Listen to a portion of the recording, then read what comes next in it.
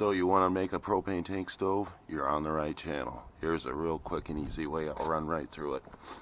No welding whatsoever. It's all bolted. Only power tools I used was a hand drill and a cut-off wheel angle grinder. Always cut your door from another tank. You want it to be bigger. Put your door on the bottom. You want the smoke to go up when you put wood in here and not in your face.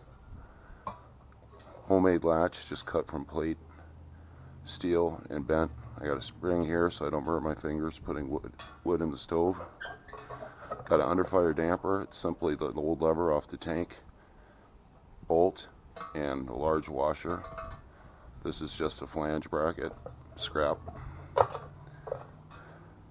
Stove pipes, 1.5 inch black pipe floor flange, and this pipe is just a demo so you can see how that works.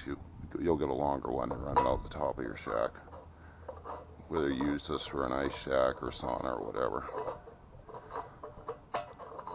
And the base mount for the tank is actually cut off another tank as well, and I just took this part of the tank, bolted it through the bottom, and mounted it there like so.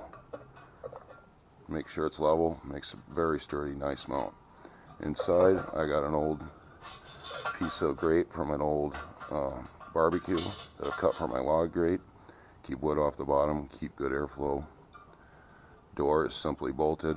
When you do your hinge, use a heavy duty cabinet or door hinge. Offset it. When you put in these washers, you want to stack these up a little bit for a spacer so this door will close nice and tight. There you go. I hope you enjoyed my video. Thanks for watching. Please subscribe.